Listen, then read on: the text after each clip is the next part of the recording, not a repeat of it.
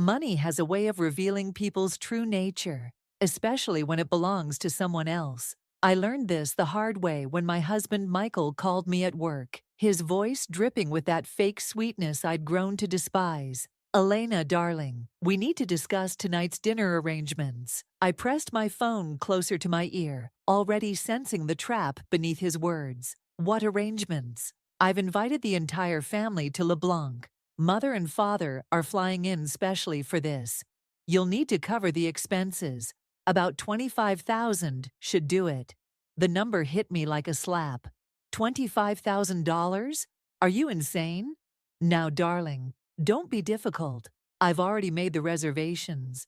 You wouldn't want to embarrass me in front of everyone, would you?" I gripped my desk, knuckles white. "My credit card is maxed out, Michael. You know this because you're the one who maxed it." His laugh crackled through the phone, sharp and dismissive. "Oh, that old story again? I told you I'd pay you back. Besides, you have other cards." "Which I've canceled." The words came out before I could stop them. The silence that followed was deafening. When he spoke again, his voice had lost all pretense of warmth. "You did what?" "You heard me. I canceled them all except one, and that's for emergencies only." "You stupid bitch." The mask dropped completely now. "Do you have any idea what you've done? I needed those cards." I felt a strange calm settle over me. For what, Michael? More gifts for Sophie? Or was it Hannah this time? Another silence, longer this time. I could almost hear the gears turning in his head, calculating his next move. "I don't know what you're talking about," he said finally, his voice steady but strained. "But you will show up tonight, and you will find a way to pay for this dinner. Otherwise, I'll make sure everyone knows exactly what kind of woman you really are." I laughed, surprising myself with how hollow it sounded. "And what kind of woman is that?" "A paranoid, controlling wife who can't handle her husband's success. I wonder what mother will think when she hears about your little jealous fantasies." Margaret, his mother, had always taken his side. Even when the evidence of his lies stared her in the face, she'd find ways to excuse him. Robert, his father, wasn't much better. Too wrapped up in his business empire to notice his son's growing web of deceit. "Fine," I said, my voice eerily calm.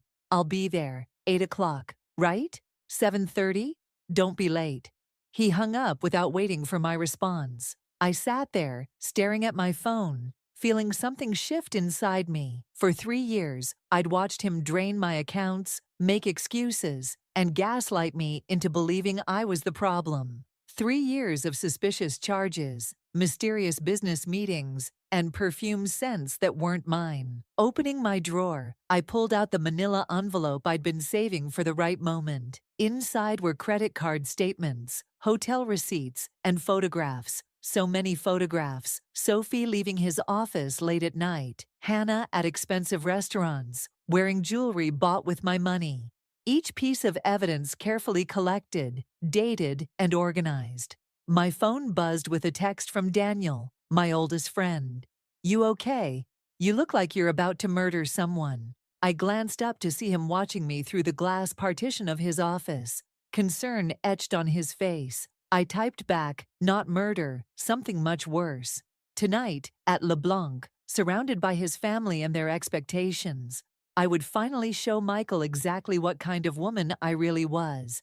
And it wouldn't be the meek, forgiving wife he'd taken advantage of for so long. I touched the envelope gently, like a weapon I was finally ready to use.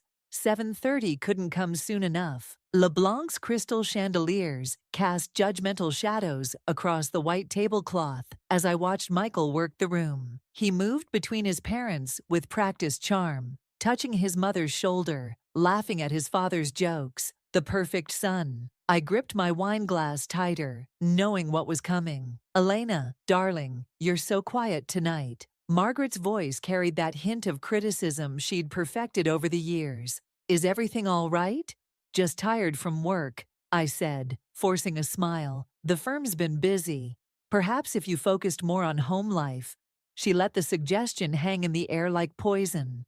Michael swooped in, all teeth and tailored suit. Mother, you know how dedicated Elena is to her career. His hand found my shoulder, fingers digging in slightly, warning me. Speaking of careers, Robert cut in. Michael tells me you've been having some financial difficulties? The restaurant seemed to still. I met Michael's gaze across the table, saw the slight shake of his head. Don't you dare. Actually, I said, reaching for my purse. I wanted to discuss that. Michael's wine glass crashed to the floor. Red liquid spread across the pristine carpet like blood. Clumsy me, he laughed, but his eyes were hard. Elena, help me clean this up. He practically dragged me toward the restroom corridor, grip bruising my arm. What do you think you're doing? Telling the truth for once? I yanked free. Someone has to. You embarrass me tonight, and I swear. You'll what? Max out another of my cards? Sleep with another colleague? His face went still. That dangerous stillness I'd learned to recognize. You're hysterical. This is exactly why I can't trust you with our finances. Our finances? I laughed. You mean my savings that you've been bleeding dry? Everything I've done has been for us, for our future. He stepped closer, voice dropping. But you're too selfish to see that. Michael, Margaret's voice, floated from around the corner. Is everything okay? He immediately softened his expression, the mask sliding back into place. Fine, Mother. Elena's just feeling unwell. I watched him transform, saw how easily he switched between personas. It made me sick. Back at the table, Robert was deep in conversation about the company's latest acquisition. The merger's going through next month. Michael's been instrumental in making it happen. Yes, I said, unfolding my napkin. He's been working very late hours recently, especially with Sophie in accounting. Michael's fork clattered against his plate. Margaret frowned. Sophie? I don't believe I've met her. Oh, she's quite memorable, I continued, ignoring Michael's glare. Blonde, 28, favors Cartier jewelry, particularly the bracelet Michael bought her last month. Elena, Michael's voice was warning thunder. Or was that for Hannah? I get confused sometimes, tracking all these charges. Robert's bushy eyebrows drew together. What exactly are you implying? Nothing, Father, Michael cut in. Elena's been under a lot of stress lately, imagining things. Am I? I pulled out my phone, scrolling through photos. Should we discuss the hotel receipts, the mysterious weekend conferences that only you seem to attend? Margaret's hand flew to her throat. Michael, she's lying, he snapped, but sweat beaded his forehead. She's always been jealous of my success. Success? I felt eerily calm now. Is that what we're calling fraud these days? The word hung in the air like a death sentence. Robert's face darkened. What fraud? Michael stood abruptly, his chair scraping back. This dinner is over. Elena's clearly not well. Sit down. Robert's voice cut through the restaurant's murmur. Both of you. I watched Michael's face as he slowly sank back into his chair. For the first time, I saw fear crack through his perfect facade. Now, Robert continued, someone is going to tell me exactly what's going on with my company's finances. I reached for my purse, where the manila envelope waited. Michael's hand shot out to stop me, but it was too late. The evidence of his betrayal was already spreading across the pristine tablecloth, like the wine stain on the carpet behind us. Sometimes karma needs a little push, and I was done being patient. The silence in Robert's home office felt like a noose tightening. I watched him examine each credit card statement, each hotel receipt, his face growing darker with every page. Michael sat beside me, leg bouncing, his usual swagger replaced by something closer to fear. $200,000. Robert's voice was deadly quiet, transferred from company accounts to personal expenses over the past year. I can explain, Michael started, but Robert held up his hand. To jewelry stores, hotels, restaurants. He picked up a particular receipt. A weekend at the Four Seasons, under business development. Margaret stood by the window, her back to us all. She hadn't spoken since we'd left the restaurant. The company's doing well, Michael said. I've earned some perks. Perks? Robert slammed his hand on the desk. You're stealing from your own family. I pulled out my phone, scrolling to a specific email. There's more. Michael lunged for my phone, but I was faster. Elena, don't. An email from Sophie to Hannah. I read, my voice steady despite my racing heart, discussing how to divide their bonuses from Michael. Margaret turned sharply. What bonuses? Hush money, I said, to keep quiet about their affairs. You're lying. Michael's voice cracked. She's making this up, Mother. You know how jealous. Stop. Margaret's voice was ice. I saw the way Sophie looked at you at the Christmas party. I didn't want to believe. A knock at the door made us all jump. Ethan, Michael's business partner, stepped in, his face grim. Sorry to interrupt, but we have a situation. The SEC is asking questions about recent transfers. The color drained from Michael's face. What questions? They've flagged several large transactions as suspicious. Something about patterns consistent with embezzlement. Robert stood slowly, his hands shaking. You didn't just steal from us. You put the entire company at risk. I was going to pay it back. Michael's composure finally shattered. Everything was under control until he jabbed a finger at me, started meddling. Under control. I pulled out one final document. Like the gambling debts you've been hiding? Margaret gasped. Robert snatched the paper from my hands, his eyes widening as he read. $500,000. His voice was barely a whisper. To underground betting rings. Michael slumped in his chair, defeated. I had a system. I just needed more time. Time, Ethan interrupted. We don't have time. The SEC wants answers by Monday. Get out. Robert's voice was like gravel. Get out of my house and don't come back until you've spoken to our lawyers. Father, please, now. Michael stood on shaky legs, looking to his mother for support. But Margaret had turned back to the window, shoulders shaking with silent sobs. As he stumbled toward the door, he paused beside me. You've destroyed everything, he hissed. I hope you're happy. I met his gaze steadily. No, Michael, you did this yourself. I just showed everyone who you really are. After he left, Robert collapsed into his chair, suddenly looking every one of his 62 years. Elena, I owe you an apology. We all do. Don't. I stood, gathering my things. I didn't do this for apologies. I did it because someone had to stop him. What happens now? Margaret asked, finally turning to face us. Ethan cleared his throat. The company will need to conduct an internal audit, and Michael, well, he'll likely face criminal charges. I headed for the door, pausing with my hand on the knob. There's a recording, I said quietly, of Michael threatening me when I discovered the first affair, and documentation of every unauthorized charge, every manipulation. When you're ready to move forward with legal action, call me. As I walked to my car, my phone buzzed with a text from Daniel. You okay? I looked back at the house, where I'd just destroyed my husband's carefully constructed world of lies. The strange thing was, I didn't feel victorious, just tired, and ready for whatever came next. No, I typed back, but I will be.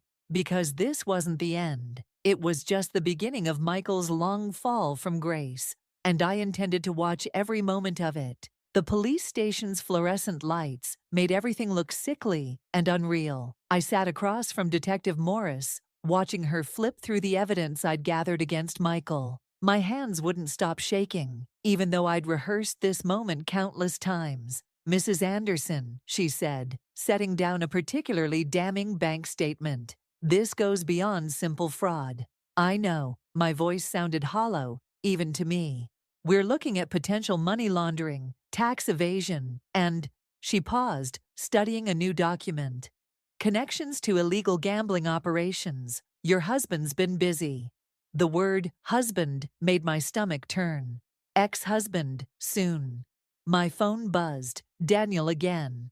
Sophie's looking for you, says it's urgent. I ignored it.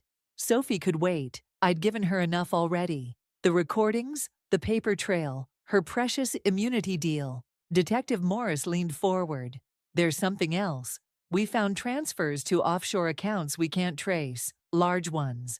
That's not possible. I'd tracked every penny. I would have seen, these are sophisticated, professional. She slid a paper across the desk. Someone's been helping him hide money for years. Someone who knows what they're doing.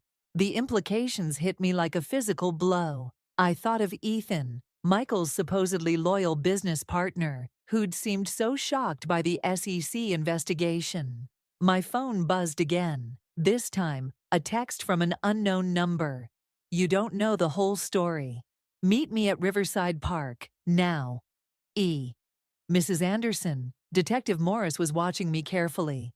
Is there something you're not telling me? I stood, gathering my coat. I need some air. We're not finished. I'll be back. There's just something I need to check. The park was deserted this late, wind whipping off the river. Ethan stood by the railing, looking older than his 40 years. You helped him. I didn't bother with pleasantries. All this time you knew. It's not that simple. He wouldn't meet my eyes. Michael has something on me, on all of us. What do you mean, all of us? The company's been dirty for years, Robert included. He laughed bitterly. Why do you think Michael got away with so much? His father taught him everything he knows. My world tilted sideways. Robert, the stern patriarch who'd seemed so shocked by his son's crimes. You're lying. Check the offshore account, ending in 4891. That's where the real money is. Robert's retirement fund, built on decades of fraud. My phone buzzed again. Sophie. Michael knows you're talking to the police. He's going to pin everything on you. Claims you were the mastermind. Has documents to prove it. Why are you telling me this? I asked Ethan. Because tomorrow, the SEC isn't just coming for Michael. They're coming for all of us. He handed me a USB drive. This has everything. Every transaction. Every player. Including proof that you had nothing to do with it. Why help me now? Because you're the only one who tried to stop it. He turned to leave, then paused. Elena, be careful. Michael's not the only one with something to lose. I drove home in a daze. The USB drive, burning a hole in my pocket. My phone kept buzzing. Daniel, Sophie, unknown numbers. I ignored them all. At home, I poured a glass of wine with trembling hands and plugged in the drive. Document after document filled my screen, each one worse than the last. Robert's signature, Margaret's silent complicity, Ethan's careful bookkeeping, a family business built on lies, with Michael as just the latest in a long line of corrupt inheritors. A knock at my door made me jump. Through the peephole, I saw Margaret, her face streaked with tears. Elena, please, we need to talk. I rested my forehead against the door, thinking of all the times she'd defended Michael, all the years she'd known exactly what was happening. Elena, her voice cracked. They're arresting Robert tomorrow. Michael's threatening to tell them everything, about all of us, about you. I thought of Detective Morris, waiting for my return, of the evidence I'd so carefully gathered, never realizing I was only seeing the surface of a much darker truth. My phone buzzed one final time. Michael, last chance to make a deal, darling. Meet me at midnight, or everyone goes down, including you. I looked at the USB drive, then at my phone. In trying to expose one man's lies, I'd stumbled into a conspiracy that could destroy everyone involved, myself included. The question was, how far was I willing to go to see justice done? The hotel bar was nearly empty when Sophie slid into the seat beside me. Her designer perfume couldn't mask the fear rolling off her in waves. They're watching all of us, she whispered, fingers trembling around her martini glass. Michael's not just angry anymore, he's desperate. I studied her perfectly manicured nails, remembering the credit card statements for the salon visits I'd paid for. Why should I care? Because Hannah's dead. The words hung between us like smoke. My glass stopped halfway to my lips. Car accident, Sophie continued, her voice barely audible. Last night. Very convenient timing, don't you think? My phone buzzed. Daniel, where are you? Michael's looking for you. He's not alone. What did Hannah know? I asked Sophie, ignoring the message. Everything. She glanced over her shoulder. The offshore accounts, the gambling debts, The real reason Robert's been moving money through shell companies. She was going to talk to the SEC. The bartender drifted closer. Sophie fell silent until he passed. Michael called me this morning, she said. Offered to clear my debts if I signed an affidavit saying you were behind everything, that you manipulated company records, forced him to make those transfers.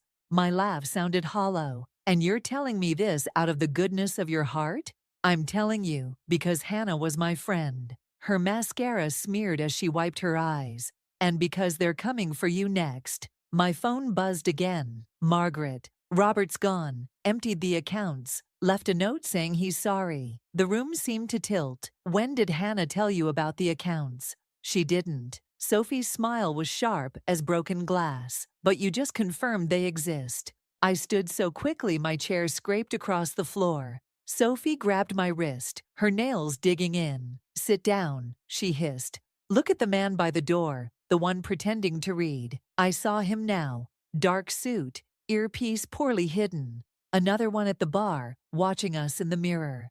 Michael's not working alone anymore, Sophie said. The people he owes money to, they want their investment protected. Hannah threatened that protection. My phone, unknown number. Your friend Daniel is very cooperative when properly motivated. Midnight, the old warehouse. Come alone. Let go of my arm, I said quietly. Sophie released me, leaving crescent marks in my skin. You started this war, Elena. Did you really think there wouldn't be casualties? I walked out, forcing myself not to run. The man by the door spoke into his sleeve as I passed. In the parking lot, a black SUV idled 2 spaces from my car. My phone rang. Michael. Hello, darling. His voice was silk over steel. Having drinks with friends? What did you do to Daniel? Nothing permanent, yet. A pause. You know, it's funny. All this time trying to expose my secrets, and you never wondered about your precious friend's connection to everything. What are you talking about? Ask him about the offshore account transfers. Ask him who really helped set them up. Michael's laugh was soft. Oh, wait, you can't. He's a bit tied up at the moment. The SUV's engine revved. Midnight, Elena, bring the USB drive and every copy of the evidence you've collected, or Daniel won't be the only one paying for your curiosity. The line went dead. I sat in my car, hands gripping the wheel, mind racing. Daniel, my oldest friend, my confidant through all of this, had he been playing both sides? Another text from Sophie. Whatever you're thinking of doing, don't. Hannah thought she could outsmart them too. I started the engine, watching the SUV pull out behind me in the rearview mirror. 6 hours until midnight. 6 hours to decide who to trust, who to sacrifice, who to save. My phone buzzed one last time. Ethan.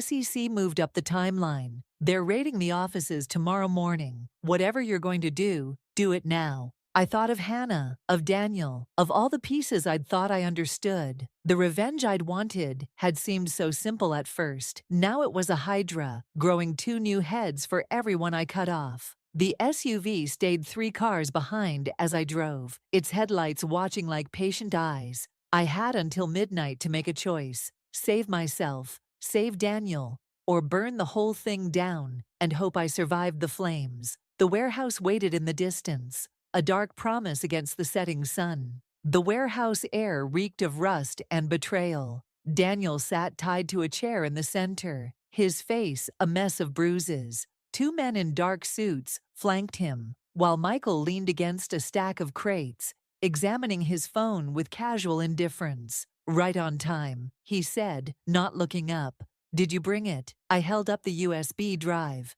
Let him go first. That's not how this works anymore. Michael finally met my gaze, and I saw something new there, something unhinged. Show me what's on it. One of the suits produced a laptop. I plugged in the drive, watching Michael's face as he scrolled through the files. His expression darkened. Where are the offshore accounts, the transfer records? Gone. I forced myself to smile, just like Robert. Michael's hand shot out, grabbing my throat. Don't play games with me, not now. Michael, Daniel's voice was hoarse. She doesn't know everything. I never told her. Shut up. Michael's grip tightened. You had one job. Keep her distracted, keep her close, feed me information. And you couldn't even do that right. The truth hit me like a physical blow. Daniel's constant support, his convenient presence throughout my investigation. I'd been so blind. Elena. Daniel's eyes were pleading. I had to. They threatened my family. But I tried to protect you. By helping them track me, my laugh came out as a wheeze against Michael's grip. By reporting every move I made, enough. Michael released me, turning to the suits. Search her car. She must have backup copies somewhere. As they left, Michael's phone buzzed. His face went pale as he read the message. The SEC. He threw the phone against the wall. They're moving in tonight. Someone tipped them off. His eyes narrowed. What did you do? Nothing. I rubbed my throat. But Sophie's been busy. Sophie. For the first time, real fear crossed his face. What are you talking about? Check your precious offshore account, the one ending in 4891. I watched comprehension dawn. She transferred everything an hour ago to Hannah's sister. Hannah's dead, he snapped.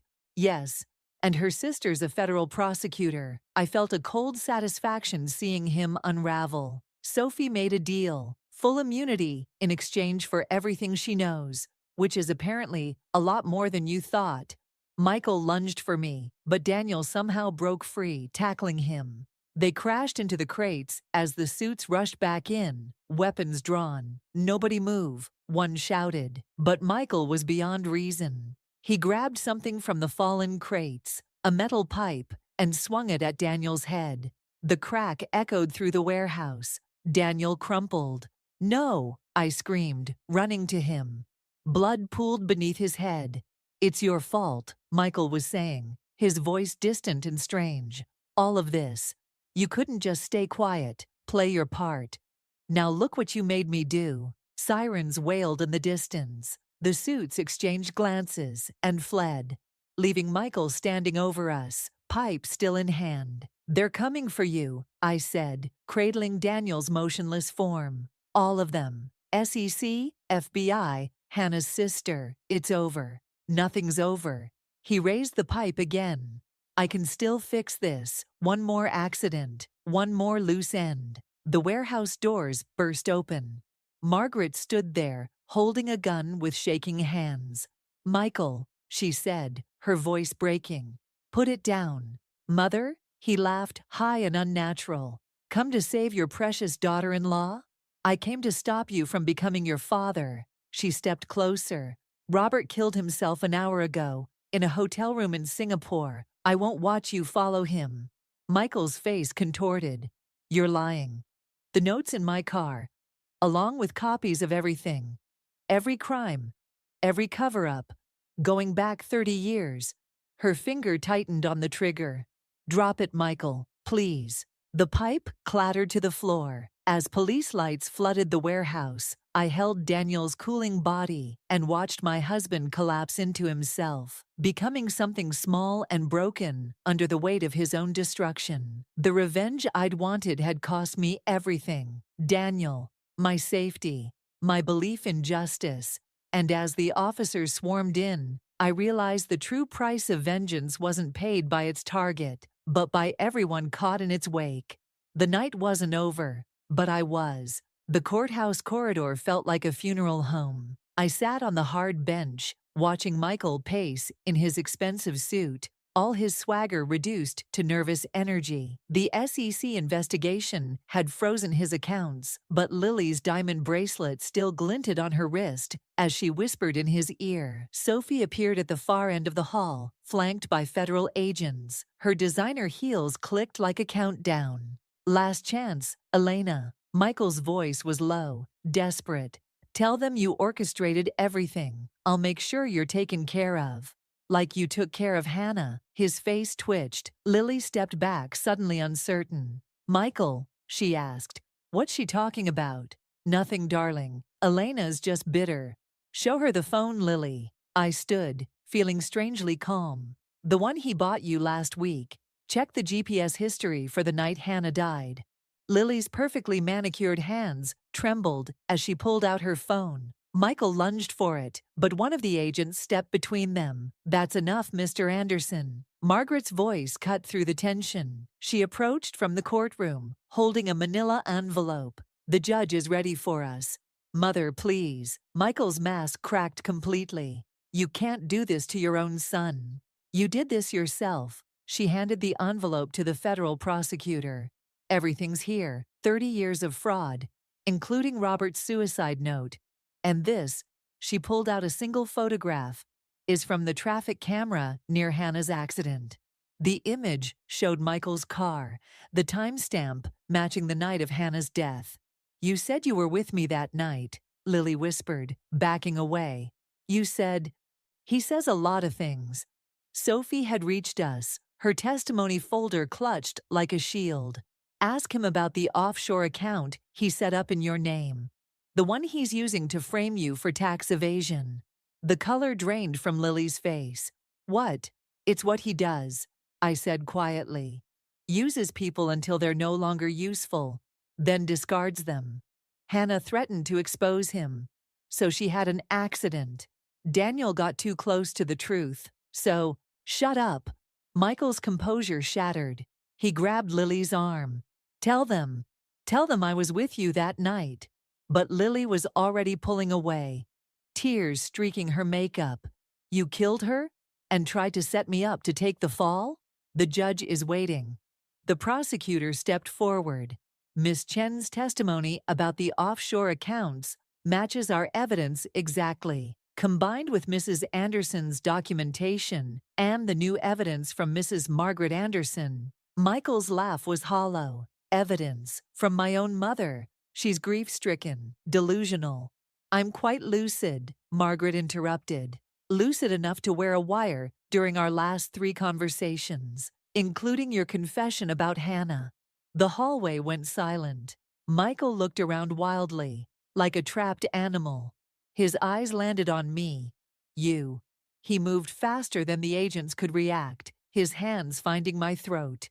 "You turned them all against me." Then Lily's phone clattered to the floor, video playing. Michael's own voice confessing to Hannah's murder, GPS data confirming his location. He'd accidentally recorded everything on the phone he'd given her, thinking he was covering his tracks. The agents pulled him off me as he screamed accusations, his carefully constructed world crumbling around him. Lily fled down the hallway, Sophie smirked, and Margaret just looked tired. "The thing about lies, Michael," I rasped, rubbing my throat, "is that they multiply, like a cancer, until they destroy everything they touch."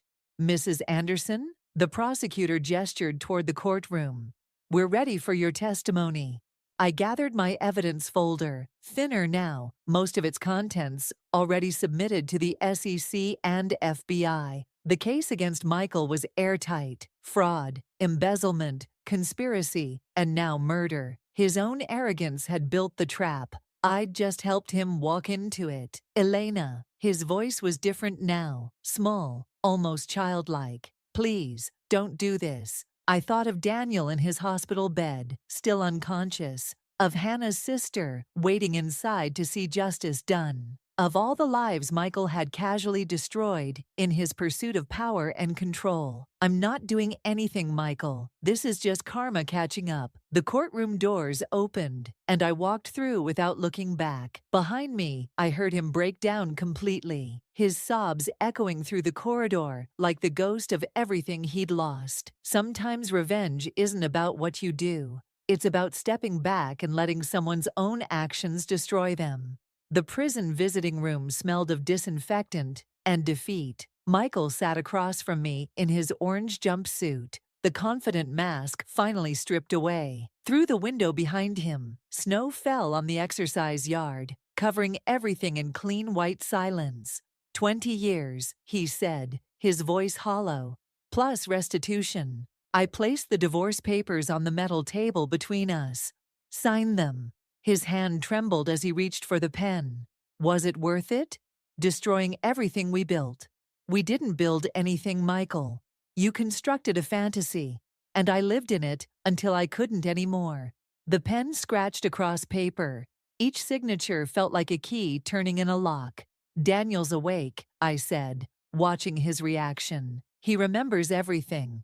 Michael's pen paused. I never meant to get caught, to kill Hannah, to ruin your father. I collected the signed papers. That's the problem. You never meant for any of it to happen, but you kept making choices that led here. Elena, he reached across the table, but I pulled back. What happened to us? You happened to us.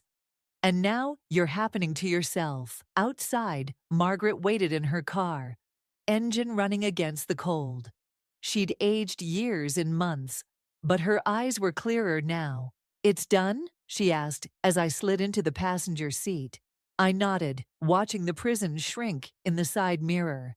He signed everything, the restitution agreement, too. Hannah's sister gets control of the recovered assets. Good. She pulled onto the highway. The company board voted this morning. They're restructuring, keeping the legitimate parts. Ethan's cooperating with the investigation. My phone buzzed. A message from Sophie. Lily's gone to the DA, says she has more recordings. I deleted it without responding. Sophie had played her part, but I was done with all of them. The house sold, Margaret said quietly. Above asking price. The house where Michael had built his web of lies, where I'd lived in beautiful ignorance until the cracks appeared. Someone else would sleep there now, unaware of the ghosts in every room. What will you do now? Margaret asked. I touched the envelope in my bag. Not the divorce papers, but the other one. The one containing proof of my own secret. Documentation of every dollar I'd managed to recover. Traced through shell companies and offshore accounts. Money that even Michael didn't know existed, hidden by Robert before his death. Start over, I said. Somewhere new, she nodded, understanding more than I'd said. You know, revenge is supposed to feel empty. That's what they say, that it doesn't bring peace. This isn't about peace. I watched the snow erase the world outside. It's about truth. Everything hidden eventually comes to light. My phone buzzed again. Daniel. Coffee tomorrow. Doctor says I can have visitors now. I hesitated, then typed back. Rain check. Taking care of something first. Because Daniel had betrayed me too, even if he'd had his reasons. Even if he'd tried to protect me in the end. Some bridges, once burned, should stay ashes. Margaret pulled up to the airport departures terminal. You don't have to disappear, she said. Not everyone in your life was false. No, I gathered my single bag. But everyone was changed by it. She touched my arm before I could leave. The board transferred the recovered funds to your account this morning. Robert's hidden assets, legitimately claimed. You could rebuild here. I thought of Michael in his prison cell, of Sophie playing all sides, of Lily's desperate grab for immunity, of Daniel in his hospital bed, trying to make amends for choices that couldn't be undone. Sometimes, I said, rebuilding means walking away. The terminal was quiet, holiday travelers long gone. At the counter, my new passport waited, the final piece of preparation I'd made, while everyone else was focused on Michael's downfall. Because revenge wasn't just about destroying someone else's lies. It was about reclaiming your own truth. I checked in for a flight to a city I'd never seen, under a name that had never been touched by Michael's deceit. Behind me, Margaret's car disappeared into the snow, carrying the last witness to who I used to be. Sometimes the greatest revenge isn't what you take from others, but what you keep for yourself. The power to write your own ending. Has that poor old hag finally kicked the bucket? I glared at the man, annoyed by his words. My ex-husband, who ran off with his mistress, leaving his blind mother behind. It was hard to believe he was the son of that once kind-hearted woman. His crude remarks brought my anger to its boiling point. You must have had it rough, huh? Well, now you're free. But, come on, someone your age, there's only so much freedom you can enjoy, right? His obnoxious laughter echoed as I smiled sweetly, hiding my fury. Yeah, I got the $3 million inheritance. So I'll be living freely from now on. The smile vanished from my ex-husband's face. Little did he know, soon he'd be on his knees begging for my forgiveness. My name is Emily. I'm 63 years old. I got married young and ended up living with my in-laws. They were kind people, but my husband was a disappointment. We divorced 10 years ago when I was 53. At that time, our eldest daughter, Mia, was 18, and our son, John, was 15, right when education costs were the highest. On top of that, my mother-in-law was blind. Taking care of the kids and my mother-in-law was far from easy. I met my husband, Tom, at work. I was 18 when I joined the company, and he was 24, 2 years out of college. He was older than me and seemed reliable, so I admired him. Tom was always looking after me when I was still inexperienced, and he had a caring nature. Despite being popular, for some reason, he took a liking to me and asked me out. When we got engaged, I visited his parents for the first time. His father had trouble walking, and his mother was blind. I was deeply moved, seeing how Tom supported them while managing his job. However, my own parents were against the marriage. They were worried that marrying into a family with obvious caregiving responsibilities would be too much for me. But Tom's parents were such wonderful people, and I was still young. I ignored my parents' concerns and went ahead with the marriage. My parents were so angry that they cut ties with me, but by then, I had a new family. When you're young, you feel invincible. Nothing seemed scary at the time. After we got married, I quit my job. I took it upon myself to care for my in-laws and manage the household, so that my husband could focus on his work. My in-laws were so grateful to me and treated me like their own daughter. They always expressed their thanks and never forgot to show their concern for me. Spending so much time with them made caregiving challenging, but it wasn't a burden. My husband worked late every day, and I believed everything was going well in our home. One day, I ran into an old colleague from work while coming back from the grocery store. Naturally, the conversation turned to my husband and me. My colleague said, "Tom is such a great husband.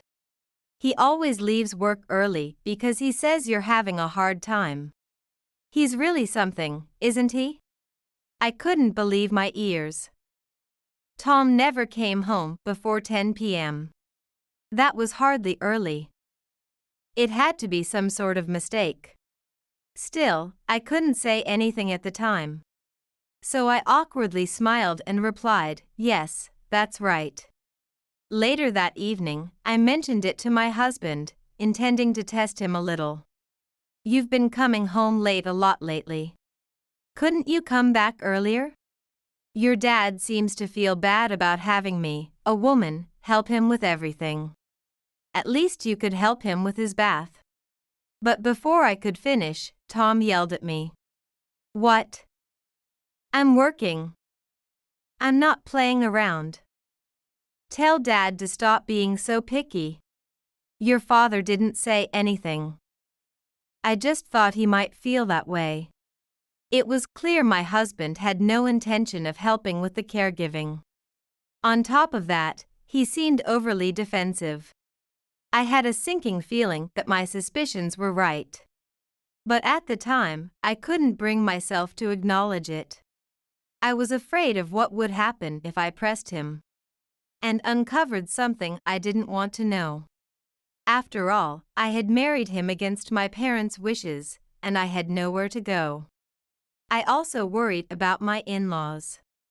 In the end, I decided to continue on with my life as usual.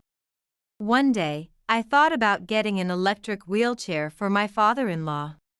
He was using a cane and a regular wheelchair. But with an electric one, he could enjoy short walks. I imagined pushing my blind mother-in-law in her wheelchair alongside him, so we could all go a bit farther on our outings. I shared the idea with my husband, fully expecting him to agree. But his reaction was less than enthusiastic. Really? Do we need that? He looked pained as he replied. I'm barely keeping us afloat on my income alone. Do we really need to waste money like that? It was true we weren't wealthy. But I didn't see it as a waste if it made his parents even a little bit happier. Then, how about we pay it off little by little using your parents' pensions? Maybe we could borrow a bit from the bank too? At that, my husband seemed somewhat convinced and said, just don't make it my problem. Of course, I couldn't tell my in-laws exactly what he said. Instead, I told them that he'd agreed to let us take out a loan. And my father-in-law was delighted. We went to the bank together, got a loan, and purchased the electric wheelchair. My in-laws were very happy with it. However, not long after, my father-in-law passed away. Both my mother-in-law and I were heartbroken, but my husband muttered, he just left us with debt. I told you we didn't need to buy it. I was sure my mother-in-law heard him. I felt incredibly guilty. It was just the two of us, my mother-in-law and me, living in the house now. Even though she was blind, there were some things she could manage on her own inside the house, which lessened the burden on me quite a bit. Around that time, my husband suggested we start thinking about having children. I had once doubted him, but hearing that, I convinced myself that I must have misunderstood something. We eventually had 2 children together. But unfortunately, my husband didn't change even after they were born. He still didn't care about anything related to the household. I was overwhelmed with housework and raising the children. But at least my mother-in-law seemed happy, which was a small comfort. Though she couldn't see the grandchildren, after my father-in-law passed away. Having the kids around seemed to lift her spirits. She'd been so down, but now she smiled more, listening to the children's lively voices. Despite everything, we managed to live happily enough. Still, just as my colleague once said, my husband continued to come home late from work. I'll never forget what he said at my father-in-law's funeral. He didn't show any love toward his mother or our children. Lately, he would even leave on his days off, saying he was going to work. And I'd stopped feeling any affection for him. I began to think that as long as he brought in money, that was enough. Our broken marriage continued like this. But our children grew up to be kind and thoughtful. The real change in our family came in the spring, when our daughter was 18 and preparing to go to college. I'm heading to work. It was a Saturday, a day he was supposed to be off. I stopped him before he left. You promised to take your mom to the hospital today. It was a promise he'd made just a few days earlier. Today was my mother-in-law's health checkup.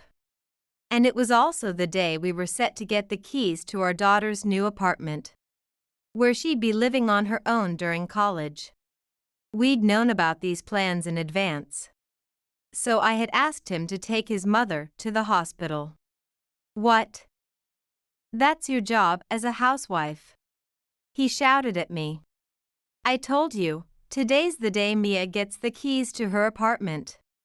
We need to set everything up for her before she starts college, and I said I'd go with her. When I snapped back at him, my husband got angry too. I had no memory of ever talking back or defying him before. The fact that I was standing up to him for the first time seemed to make him even more agitated. I didn't sign up for this. I married you because I thought I'd be stuck with an old man.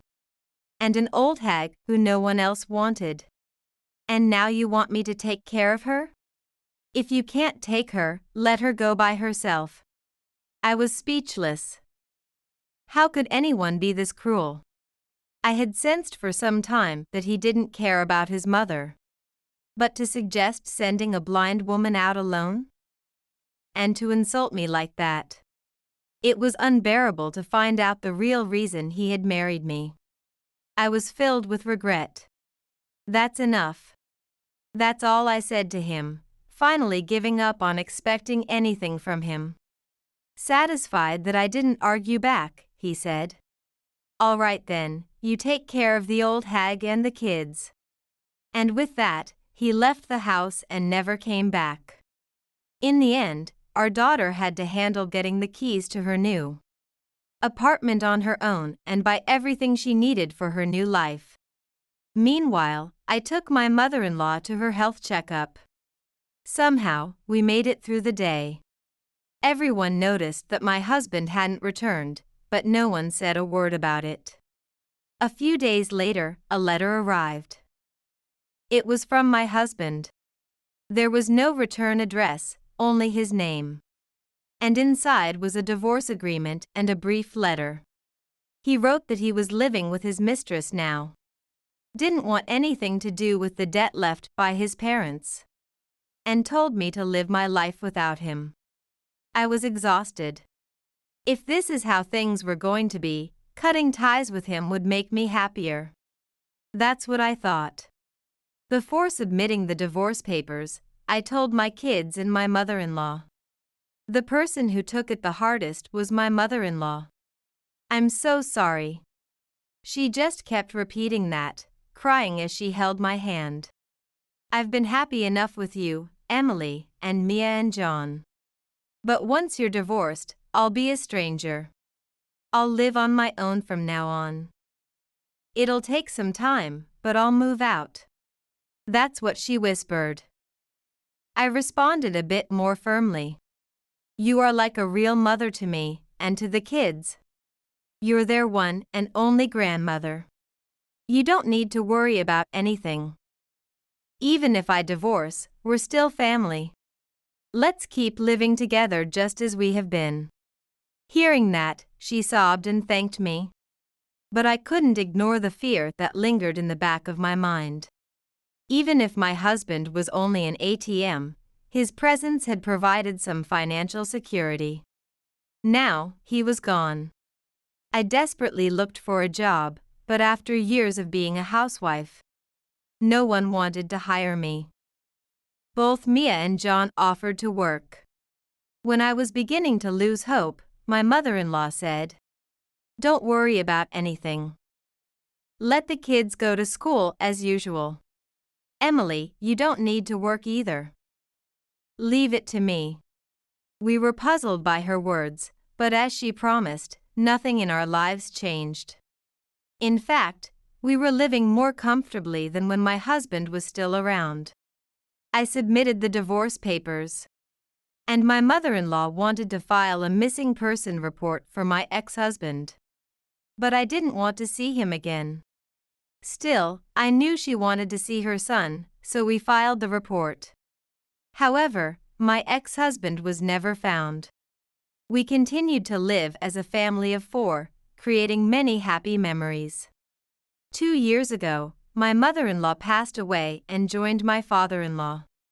She never got to see her son again. Even though he was her child, there was no way to contact him. When I managed to find his address, no one lived there anymore. We had a small funeral for her with just the 3 of us, and we said our goodbyes. And now, standing in front of me is my ex-husband. I was out shopping when he suddenly appeared in front of me. I thought I must be mistaken and tried to ignore him, but he kept staring at me. He recognized me. He must have thought the same, because he looked over at the much younger woman standing beside him and spoke up, showing her off. "Emily, right? Still looking as miserable as ever. That's a bit rude, huh?" The woman beside him giggled as she said that. It was clear they were mocking me, and I sighed. I was about to walk past them when my ex-husband said, "Has the poor old hag kicked the bucket?" I froze in my tracks and glared at him. "The poor old hag? Who are you talking about?" He snickered and replied, "You know who I mean. That blind old woman you were stuck living with. Heard through the grapevine she passed. Must have been tough for you, huh? Well, now you're free. Though for someone your age, there's only so much freedom you can enjoy, right?" His disgusting laughter echoed in the air. My anger reached its boiling point. But I knew that reacting now would only play into his hands. I forced a smile, hiding my rage. Yeah, I got $3 million from the inheritance. So now I'm living freely without having to work. Thanks for your concern.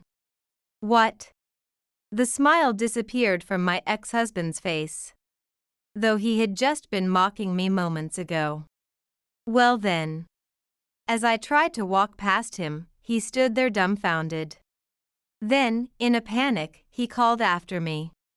Wait. $3 million in inheritance? What are you talking about? What do you mean, what am I talking about? I mean exactly what I said. Thanks for disappearing, by the way. It made the inheritance process go smoothly without you. My ex-husband's face turned pale. Good, I thought. I hadn't planned on telling him anything. But he deserved to know just how shallow and foolish he really was. You've got to be kidding me. I'm her son. How come I never heard about such a large inheritance? I should have a right to some of that money. I couldn't help but smirk at his words. Oh, but you weren't around. You know, right? If you go missing for 7 years, the law treats it as if you're dead. What? So, in your mother's will, the inheritance came to our son, our daughter, and me. There's no place for you anymore. He stood there, dumbfounded, his expression ridiculous. I nearly laughed out loud. It was only after my mother-in-law passed away that I realized she had planned this all along, asking me to file a missing person report for her son.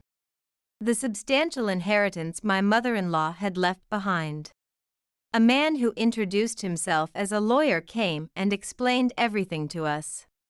It turned out that my mother-in-law's family had been landowners. Like me, she had been estranged from her family, but she still had the right to inherit. When her parents passed away, she quietly took the inheritance without telling anyone. Thanks to her, we were able to live comfortably without worrying about anything. I remember asking her once, "Mother, how do you manage your money? If it's just from your pension, please feel free to spend it however you like." My mother-in-law smiled and said, "I'm spending it exactly how I want, living happily with my family." That's what she told me. From the way she used her money, I knew it wasn't just her pension. But it was her money, and given our situation, we gratefully accepted her generosity.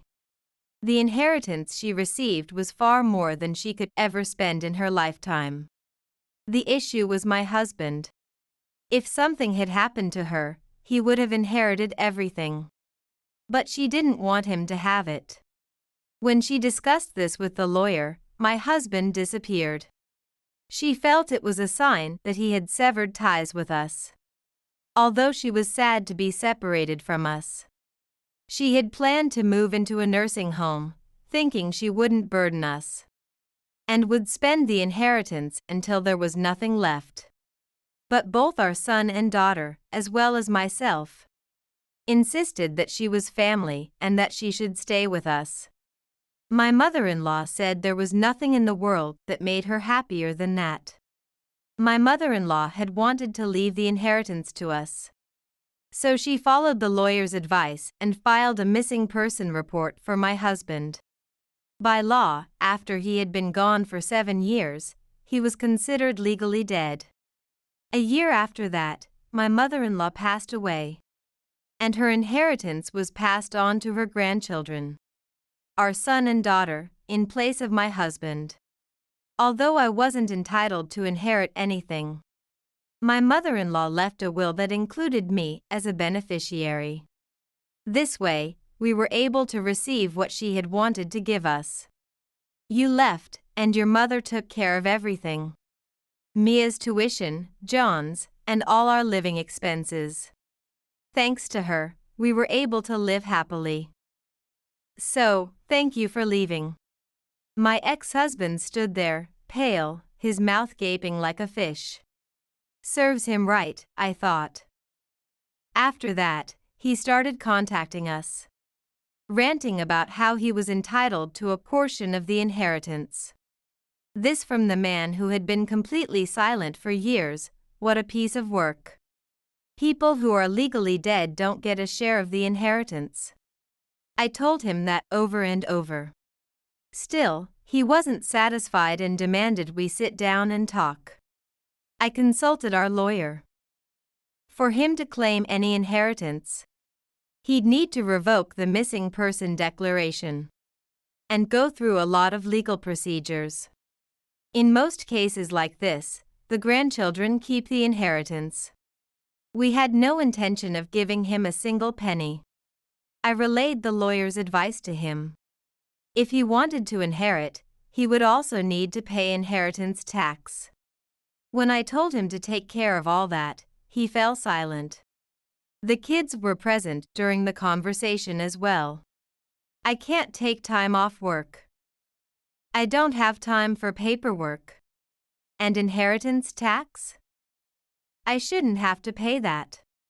You guys should pay my share too. I supported you for years. The least you can do is handle this for me. His audacity left us speechless. Apparently, he was working a day labor job now. And missing even one day was problematic for him. The job he had while we were married? He got fired after repeatedly skipping work without notice. When I asked why he left that job and why he was struggling so much financially, he admitted he had debts, thanks to his former mistress. He'd been moving from place to place, working day-to-day jobs just to pay off what he owed. You understand, right? He said, but I couldn't muster even a drop of sympathy. That woman you were with didn't work out, huh? Then who was that woman I saw you with recently? Puffing out his chest, my ex-husband replied. She's the one I've been searching for all my life. He was clearly lost in his own delusions. Our son, John, was trying hard to hold back his laughter. Are you married to her? I asked. Well, no. We've only been together for 6 months. My ex-husband mumbled in a small voice. That was enough to send our son into fits of laughter. My daughter and I were too stunned to say anything, simply sighing at the absurdity in front of us. And what about the woman you left with when we got divorced? She left. Said she couldn't make me happy. He said it so casually, without even realizing that he had been dumped. He must have gone through woman after woman, never understanding the problem was him. You're not young anymore. Stop pretending you are, old man. I couldn't help but give him that piece of advice, feeling embarrassed for him. But she's the one, my soulmate. Hearing that, I realized that it was pointless to say anything more to him. At least I had found out his address after running into him again. He was living in the next town, in an apartment under a woman's name. My son, John, ended up buying the entire building and becoming the landlord. Grandma gave us that money, and it'd be a waste just to let it sit. I figured investing in real estate would be a smart move. That's what John said. I thought he might have done it to help his father, but that wasn't the case. In fact, if the rent was even a day late, John was quick to go and demand it. The previous landlord had been lenient, but not my son. Mom went through so much because of him. He chose this selfish lifestyle, so he should struggle more than you ever did. It was John's way of punishing his father. My ex-husband had never done anything fatherly for the kids, so it was only natural that they had their own feelings about it. Eventually, unable to endure his new life, my ex-husband came to me, fell to his knees, and begged for forgiveness. "I'm so sorry. I was wrong to leave everything to you, including taking care of my parents and the kids." Seeing him like that made me sigh. He was desperate. "But, I have my own life now. Couldn't you ask John to lower the rent just a little?" he asked with teary eyes. "It must have been tough for him. I don't know. If you had at least been a good father to the kids, things wouldn't have turned out like this. You failed as a husband, as a father, and as a person. Now, what do you have left? What was your life even about? You should think long and hard about that." With that, my ex-husband quietly left. His figure looked so small as he walked away. In the end, after repeatedly failing to pay rent, he was forced to leave the apartment. He moved into an old, drafty building that was about 50 years old. I heard he's still working day-to-day jobs, struggling to make ends meet. The soulmate he had been with when I saw him that day? Apparently, she left him when he moved out of the apartment. He had been paying her living expenses, and since he couldn't afford rent anymore, it wasn't surprising she left him. In fact, he should be thankful she stayed with him as long as she did.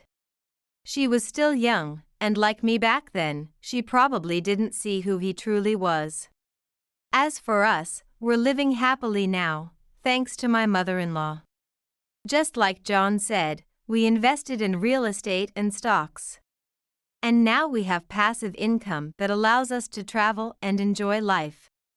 And Mia is getting married. Her fiancé is a kind man, and he treats me well too. Our family is growing, and our happiness will only increase from here. I can appreciate this joy all the more because we overcame such a difficult past. "Kate, how much did you inherit?"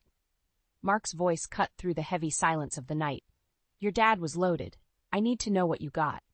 The words felt like slaps in the face. I looked at my husband, searching for any sign that this was some misguided attempt to comfort me. But his eyes were cold, calculating. Tonight of all nights, my father's funeral, and this is where his mind was? "Nothing," I said, my voice steadier than I felt. "There wasn't anything left by the time the medical bills were paid." Mark's lip curled into a sneer. "Really? Is that the story you're sticking with?" I stood my ground. "Yes, it is." He scoffed and turned away, mumbling something about how incompetent my brother Mike must have been in handling everything. I could feel the unease settle deep in my gut. Mark's true intentions were becoming clear, and they weren't pretty. I moved to the kitchen, needing a moment away from his probing eyes. I started the kettle, hoping a cup of tea might soothe my nerves, but the quiet clinking of the spoon in my mug did nothing to drown out the alarming thoughts racing through my head. Mark's voice reached me even from the other room. "I need a drink," he grumbled, the sound of him rummaging through the liquor cabinet, loud and grating. How had I missed these signs? Or had I just ignored them, hoping things would magically get better? He walked into the kitchen, glass of whiskey in hand. "I thought marrying you meant a step up in the world," he said bluntly. But apparently I was wrong. I didn't reply. Words felt useless against his blatant greed. I just stared into my tea, feeling more alone than ever. After a tense silence, he finally left the room. I heard the TV flicker on, blaring some mindless show. I clenched my fists around the mug. This was the moment, right now, where everything broke open. I couldn't ignore who he was anymore, and I certainly couldn't let him have any power over my future. I decided to keep a closer watch on him. It was clear now that I couldn't trust him, that whatever affection we once shared had withered away, replaced by his hunger for wealth and status. A few days later, I received a call from my mother, Paula. She didn't offer condolences or ask how I was doing, just launched into complaints about sorting out Dad's affairs. Typical. She always favored Mike, and I was used to being the afterthought. "Kate, I need you to help with the house," she droned. "Sure, Mom," I replied mechanically. "I'll be over tomorrow." "Bring Mark," she added. "We could use a man's help." I felt my frustration spike, but kept my voice even. "Mark's busy. It'll just be me." The call ended abruptly, and I sat there, the phone still pressed to my ear long after she hung up. Mark breezed into the room just then, sipping another whiskey. "Spout, pack your things," I said suddenly. He looked at me, puzzled. "What for?" "We're going to Mom's tomorrow. She needs help with Dad's stuff." He scowled. "Are you serious? I have better things to do." "You're coming," I replied firmly, our eyes locking in a silent battle. Eventually, he shrugged and walked away. That night, as I lay in bed, I listened to his soft snores and felt a pit of fear and determination grow within me. This facade was crumbling, and soon everything would come to light. It was time to brace myself for the storm. I pulled up to the old family home, a sense of dread settling over me. Mark sat in the passenger seat, tapping his fingers impatiently on the dashboard. "Let's get this over with," he muttered as he climbed out of the car. As we walked up the path, memories flooded back. The house looked the same, yet everything felt different. The door swung open, and there was Paula, her face a mix of annoyance and impatience. "It's about time," she snapped. "I've been dealing with everything on my own." I stepped inside, brushing past her coldness. "Mom, this is Mark," I introduced, though she'd met him briefly at the funeral. Paula glanced at him and nodded curtly before turning her back on us. "Mike's in the study, going through paperwork. You two can start in there." I followed her voice to the study, the room an organized mess of papers, file cabinets, and old mementos. Mike barely looked up as we entered. Seeing him again was like running into a brick wall. His smirk was as smug as ever. "Hey, big sis," he scoffed. "Finally showed up to pitch in?" "You might say that," I replied tersely. "Let's just get through this, all right?" Mark hovered by the bookshelf, shifting his weight and looking uncomfortable. Paula's voice echoed from the hallway, giving orders like a drill sergeant. I rolled up my sleeves and dipped into the dreariness of sorting through years of memories and documents. Hours passed, the air thick with unspoken tension and strained small talk. Mark wandered out, leaving me to fend for myself with Paula and Mike. "This is pointless," Mike grumbled, tossing another stack of papers aside. "Dad should have taken better care of this stuff." "Maybe if you'd helped him once in a while." I let the words trail off, biting back more I wanted to say, but Mike just ignored me, pulling out another drawer, searching for something of value. Just then Paula stormed in. "Oh, for heaven's sake," she said, her tone dripping with irritation. "Why are you two still in here? There's more to do in the garage." We moved to the garage, and I got hit by another wave of nostalgia mixed with frustration. Old boxes of Christmas decorations, tools my dad barely used, and a neglected bike Mike rode once before, demanding a new one. Mark had reappeared, leaning against the car and scrolling through his phone. I could sense his growing irritation. He wasn't here to help. He was here to gain. While I rummaged around, Paula fixed me with a hard look. "You know," she started, "your brother was always the responsible one. Your father and I could depend on him." My grip tightened on an old photo album. "Is that so?" "Yes," she snapped, clearly relishing the criticism. "Unlike you, running off when things got tough." I felt my pulse quicken, but I forced myself to breathe deeply. No point in arguing now. I glanced at Mark, who seemed to be barely masking his impatience. For the first time, I felt a flicker of anger at him, not just for his greed, but for what I now saw as a willful blindness to the person I had become.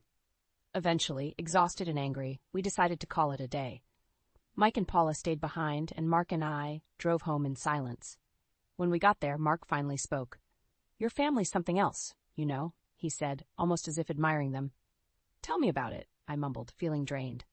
As I shut the door behind us, I already knew this wasn't the end. Things were just beginning to unravel, and I had to be ready for whatever came next. The storm was coming, and this time I wouldn't be caught off guard. I met Mark when I was just getting by at a dull office job. It wasn't much, but it was steady, unlike my up-and-down family life. Mark walked into the office one day, suave and confident. He made me laugh during our coffee breaks, and soon enough we were dating. I thought he was my escape. One evening, I decided to take him to meet my family, hoping for some strange reason they'd approve. We drove to my old neighborhood, my anxiety growing with each mile. When we arrived, the door swung open, and there was my mother. "Who's this, then?" Paula asked, eyeing Mark up and down like he was another project to criticize. "It's Mark," I said, pushing down my nerves. "My husband." Paula's eyebrow arched. "Oh, finally snagged someone, did you?" Mark put his arm around me, trying to lighten the mood. "Nice to meet you, Paula. Kate's told me so much about you." She ignored his outstretched hand, focusing instead on who really mattered to her. "Come inside," she said curtly, turning toward the living room. Mike lounged on the couch, flipping through TV channels, not even bothering to look up. "Sup," he muttered, finally glancing our way. I took a deep breath. "Mark, this is Mike, my brother." "Hey," Mark offered, but Mike just nodded, turning back to the screen. It hurt seeing how little they'd changed. Paula and Mike centered around their own little world. At dinner, the tension thickened with every passing minute. Paula gushed over Mike's recent promotion, never asking about my life or my job. I could see Mark trying to keep up, looking uncomfortable. "So, what do you do, Mark?" Mike asked suddenly, not out of interest but as a challenge. "I'm an investment consultant," he replied. Mike smirked. "Guess that pays the bills, huh?" "It does," Mark said flatly, his patience wearing thin. The real blow came later when I found my father seated alone in his study. He looked so different, frail and tired, with his breathing labored. It broke my heart. He'd been a distant but kind presence in my chaotic childhood, working tirelessly to provide for us. "Hey, Dad," I said softly, his eyes lighting up slightly at the sound of my voice. "Kate, you're here," he rasped, a weak smile appearing. We talked quietly, catching up on lost time. He confided in me, telling me how hard it had been to manage things lately, how disappointed he was in how Paula and Mike were handling everything. He looked pained, not just physically but emotionally. "I'm sorry, Kate," he whispered. "I wish I could have done more for you." I squeezed his hand. "It's okay, Dad. You did what you could." Leaving the room, my chest tightened. Mark was in the kitchen, watching the interaction between Paula and Mike, his face unreadable. "It's a mess," he whispered as we walked out. "Your family, I mean." "I know," I whispered back, my voice barely holding together. This visit had reminded me why I left. The toxic dynamic between my mother and brother, their constant need to belittle me, to treat me as an afterthought. Later that night, as we drove home in silence, I made a promise to myself. I would be there for my dad, but I wouldn't be used by anyone again. Not by Paula, not by Mike, and certainly not by Mark. A week after that unsettling visit, I got a call from my mother. Her voice was tense. "Your father's getting worse, Kate," she said. "We need help." I knew this day would come.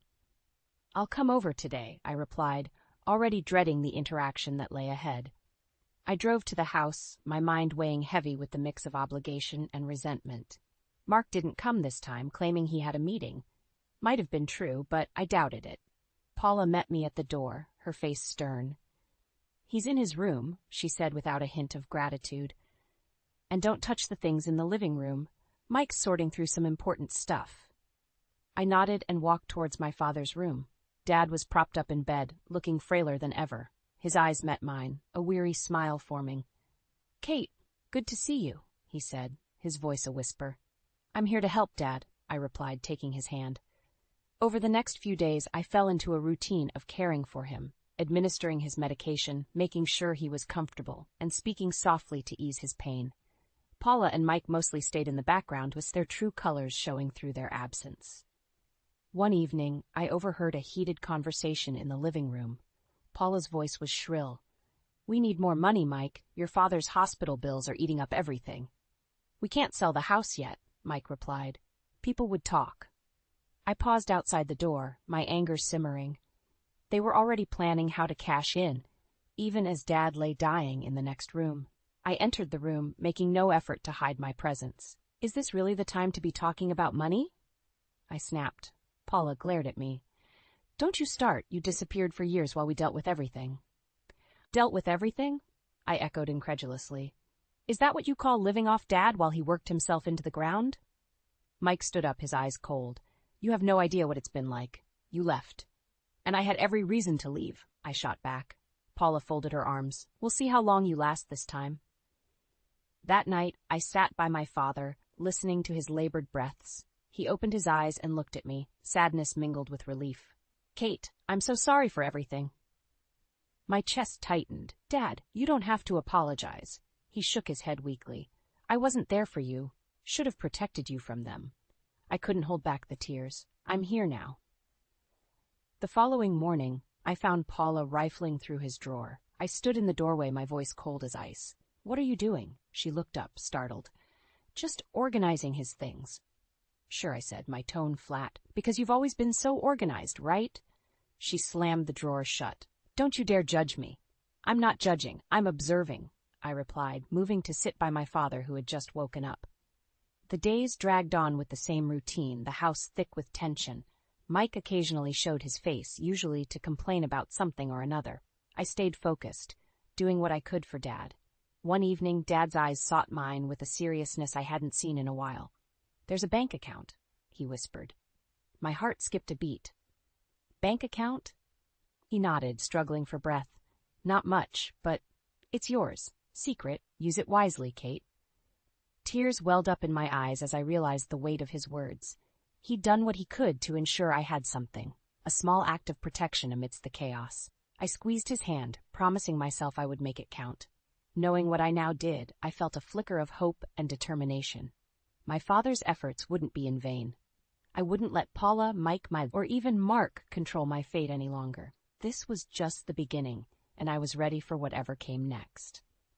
The call came just after midnight. I had been tossing and turning in bed, my mind restless, when the phone rang, cutting through the silence.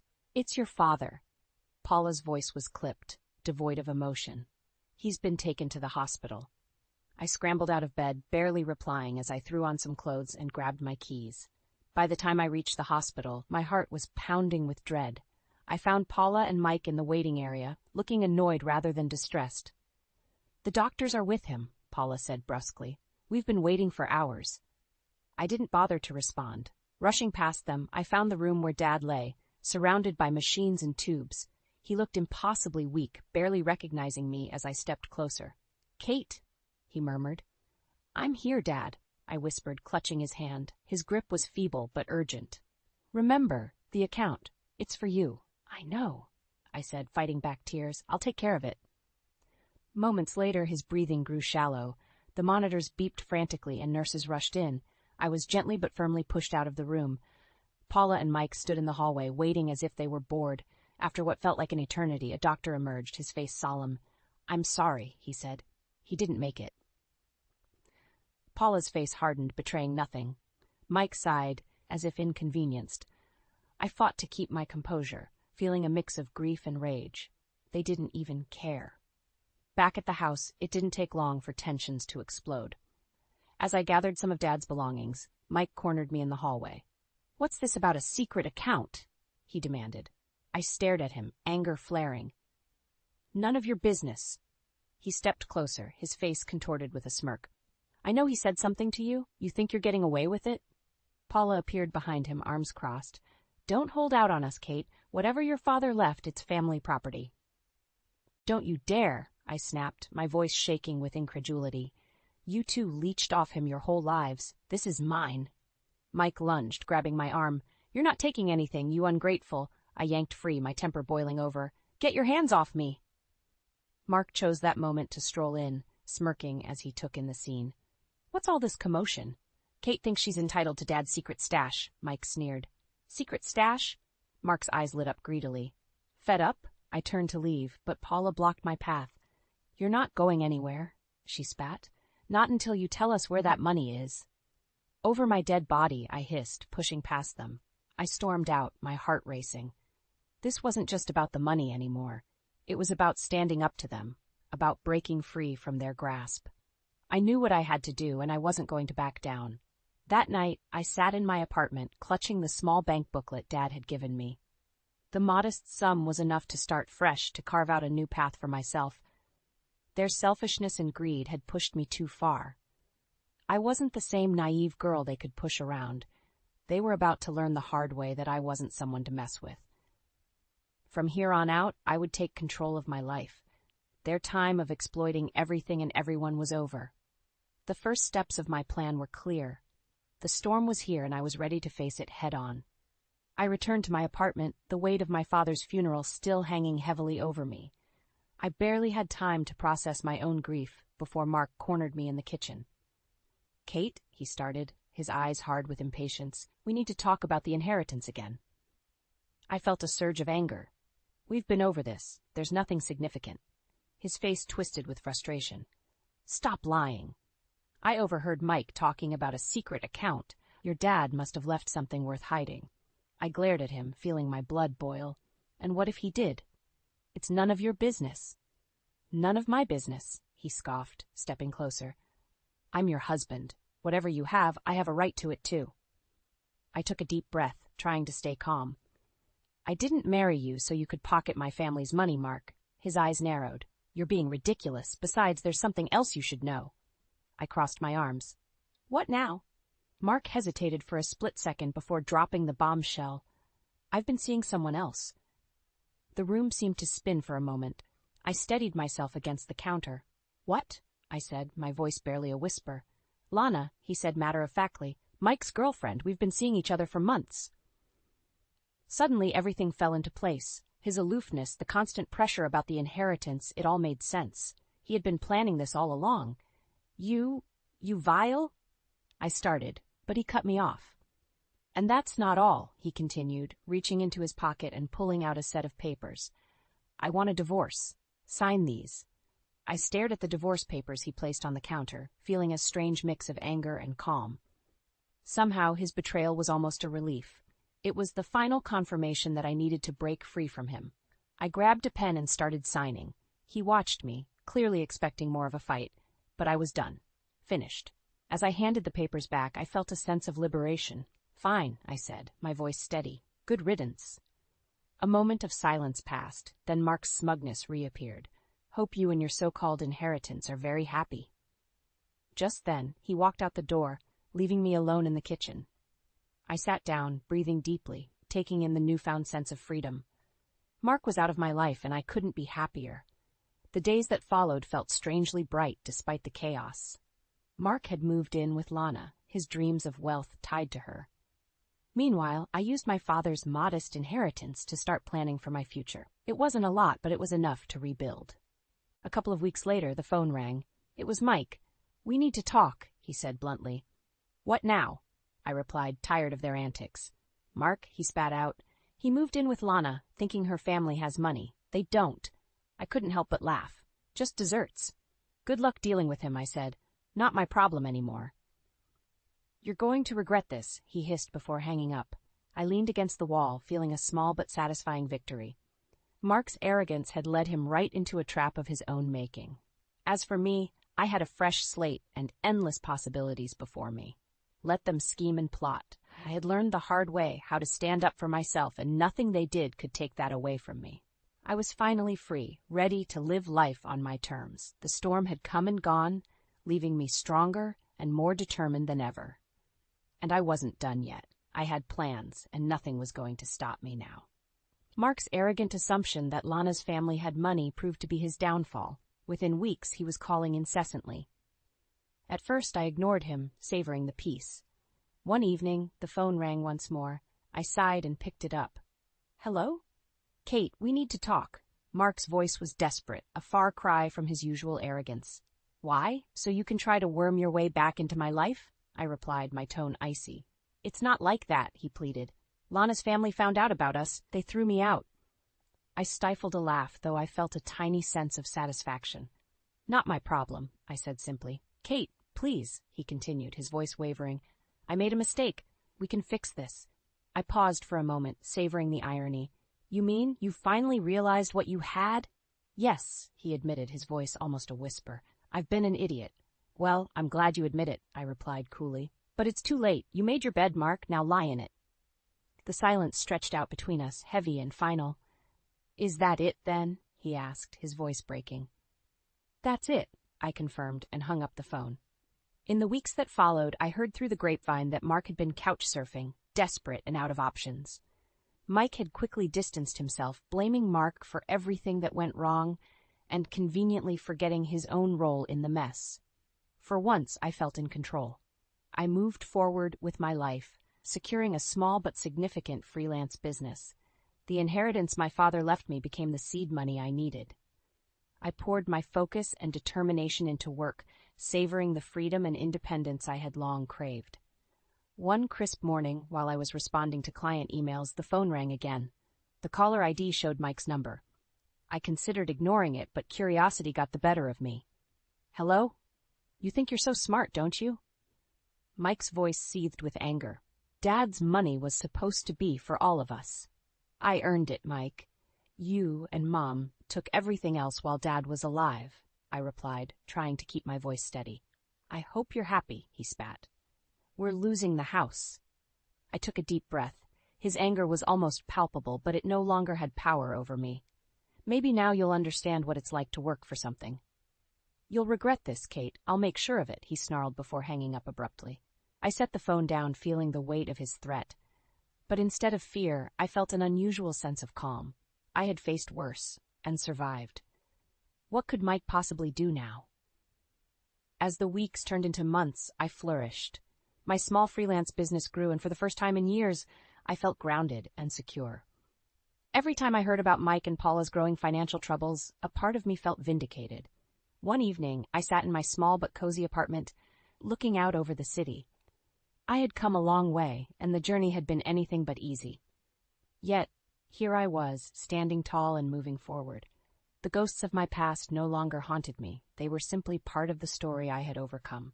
The phone rang again, but this time I didn't feel a jolt of anxiety. I picked it up calmly, ready for whatever came next. "Hello?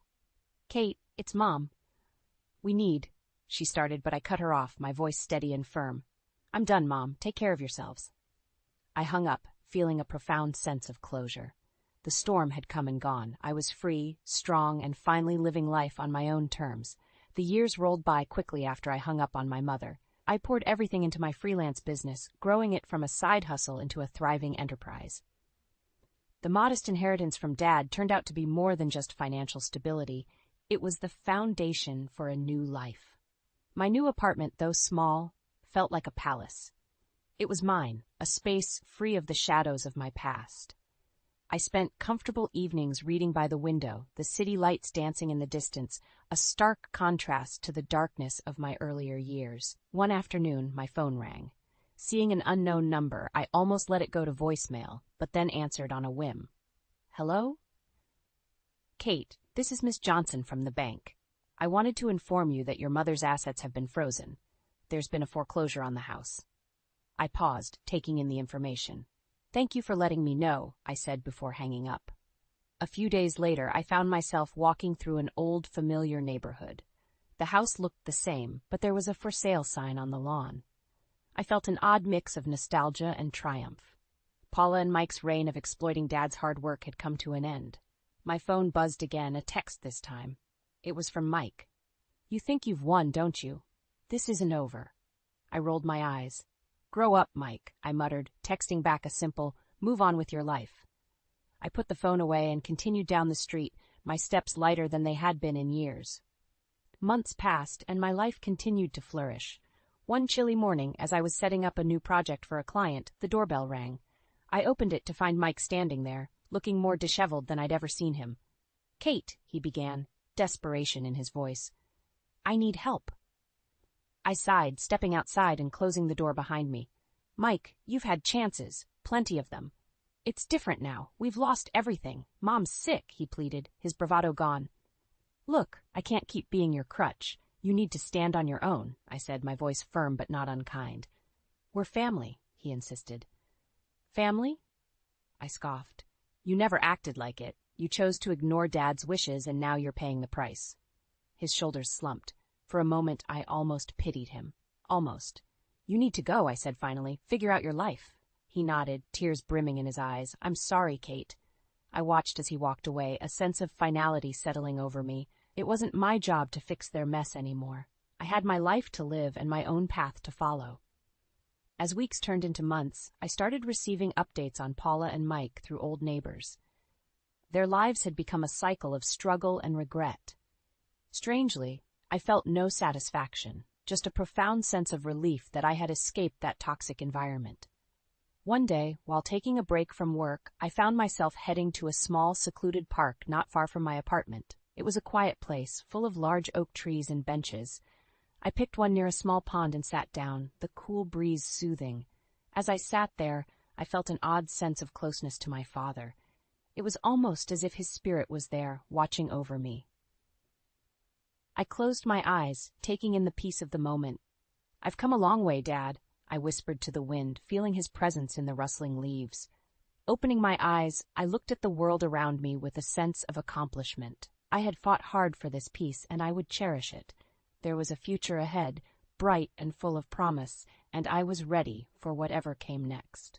My name is Freya, and I'm about to turn 25 this year. I've been happily married for 4 years, and my son, William, just celebrated his 4th birthday.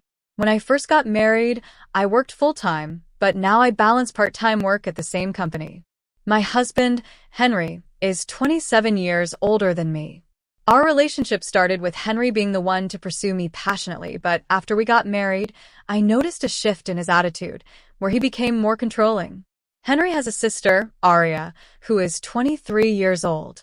There's a bit of an age gap between them, and it seems that Henry tends to spoil her a little. Before we got married, I didn't mind Aria visiting often. I thought it was just a normal sibling bond, and I assumed they got along well. But after we tied the knot, I started noticing some changes in Aria's behavior. She began showing up at our place without calling first, expecting to be treated like a guest without ever offering to help or show any appreciation. What bothered me more was Freya's response.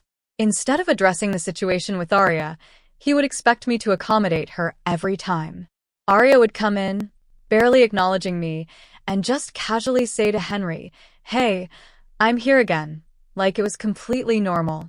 Even though I wasn't prepared to host another guest, I ended up serving dinner to her. Henry, instead of understanding the situation, would blame me out loud, saying I should have been more considerate. Aria would apologize, but it was clear she enjoyed Henry's favoritism. After dinner, while Henry and Aria sat chatting on the sofa, I was left with the leftovers. I had to make my own meal, and they didn't even acknowledge me or William. It felt like we were just there to serve them, not treated as family. One evening, as I was about to take a bath with William, Henry loudly interrupted, asking me to go buy a cake for Aria, even though it was already late. Aria insisted she wanted it right away, and Henry blamed me for the delay. Feeling pressured, I reluctantly agreed to go to the cake shop with William. As we walked, I overheard them criticizing me, calling me inconsiderate, and questioning why Henry even married me. Although William didn't understand the conversation, he could feel the tension between Henry and me. Trying to keep things light, I asked him what kind of cake he wanted, and he happily responded that he wanted one with lots of fruit. Our trip to the cake shop was full of cake talk, which for a moment helped me forget about the negative things Henry had said earlier. We made it to the shop just before closing time and managed to find the cake Aria wanted. We also bought the fruit cake that William had asked for. When we got home, I served the cakes to Henry and Aria, and then I made William's cake and took it to the dining room. The moment I placed his cake in front of him, Aria pointed at it and said she wanted that one. Before I could say anything, Henry moved William's cake in front of Aria, ignoring William's protests. Henry justified his action by saying he had paid for the cakes with his own money, so he had the right to choose for William. I couldn't hold my feelings in anymore. I told Henry how unfair it was, and in response, he threatened divorce. William, who had stopped crying, nervously grabbed my hand. After a moment, he said, "Mom, I also like cake with strawberries on it." It's really good, as he ate the cake Aria had wanted. Seeing that William was going through so much, I decided to take him away from the situation. I moved him to another room, so he could enjoy his cake peacefully. Henry apologized to Aria, saying he was sorry for being so stingy, but I held back, not wanting to argue in front of William. Watching William enjoy his cake, so happy and innocent, brought me some comfort. After we finished the cakes, we decided to take a late bath and sleep in William's bed. The next morning, when I was preparing breakfast, I realized Aria had already left. But soon, I heard William crying. To my shock, I found that his piggy bank, a gift from my father, had been broken and all the money he had saved was gone. William, who always said goodnight to his piggy bank, was heartbroken.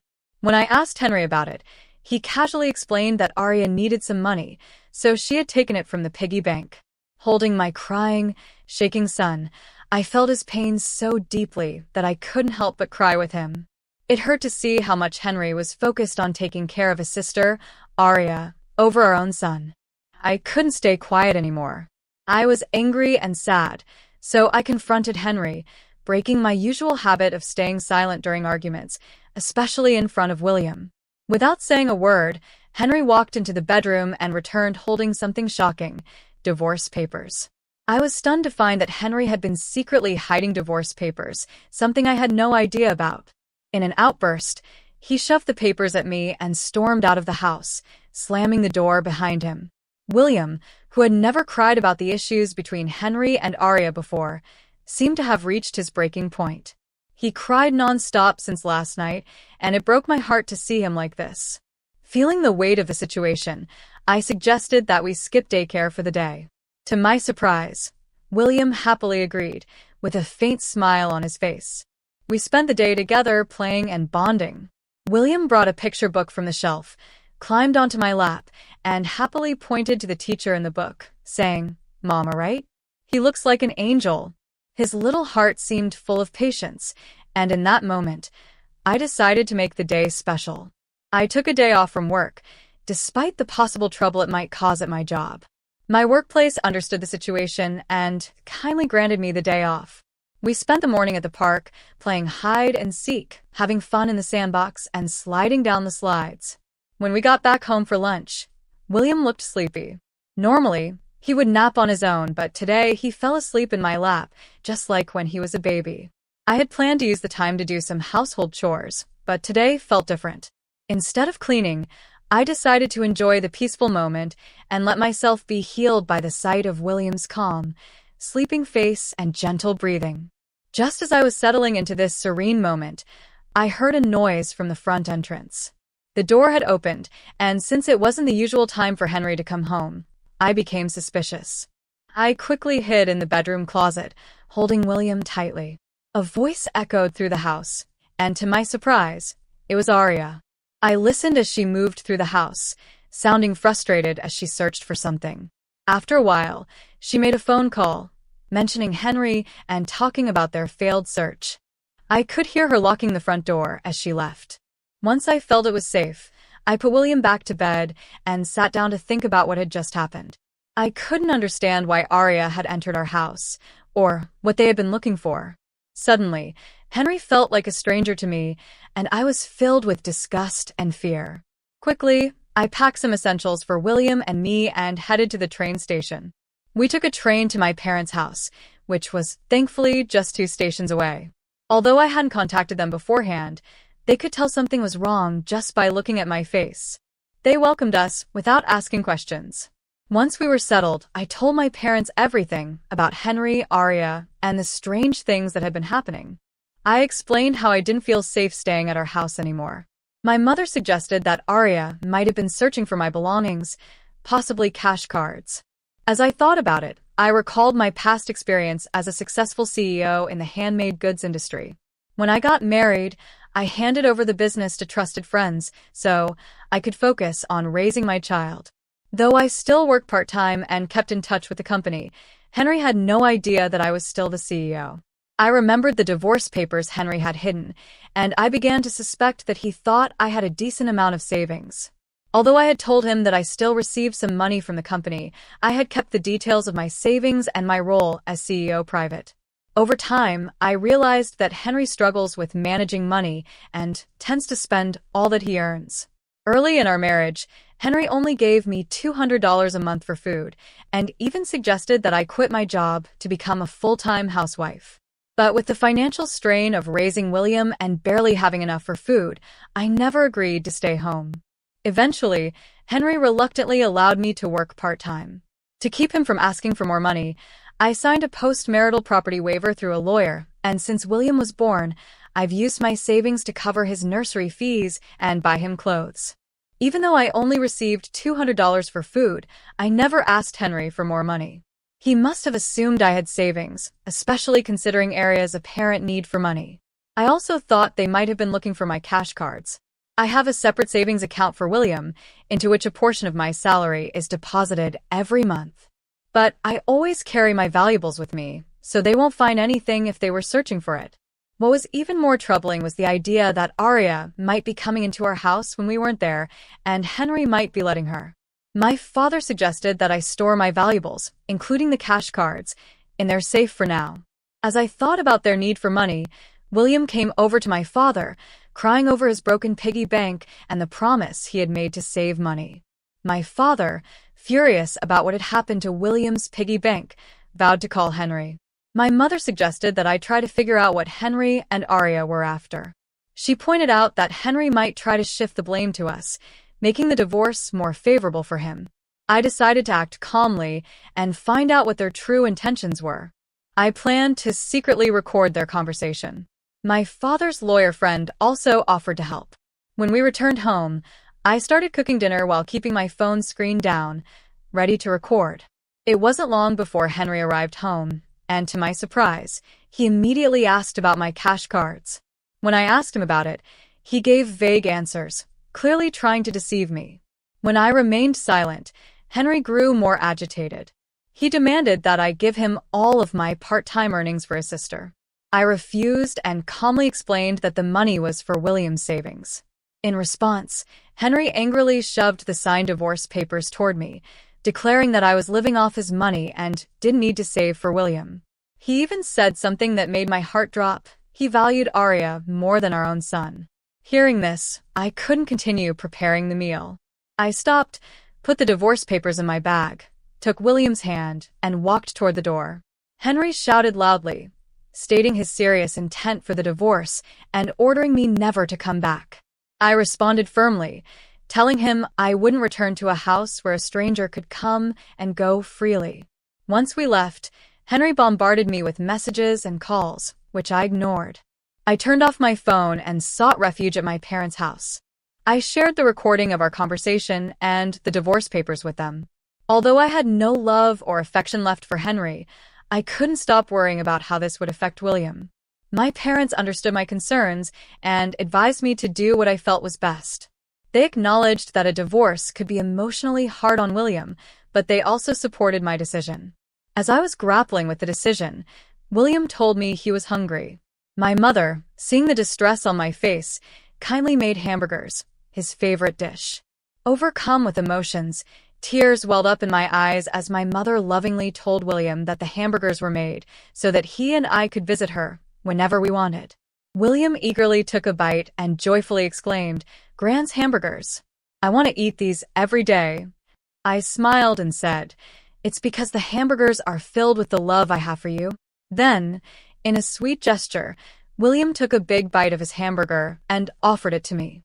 His kindness broke me, and even though I tried to stop my tears, they kept flowing.